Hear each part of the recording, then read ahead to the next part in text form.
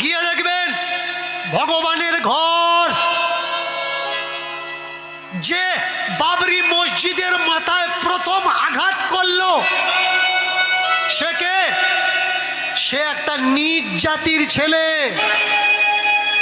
দেখে নেবেন ইন্টারনেটে এভিডেন্স খুলে, বাবরি মসজিদের চূড়াতে যে প্রথম আঘাত করেছে ও একটা নীচ জাতির ছেলে।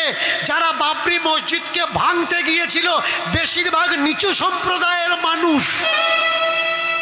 কিন্তু মসজিদ ভেঙে যখন রাম মন্দির তৈরি হচ্ছে, ওই রাম মন্দিরের পূজা কে করবে?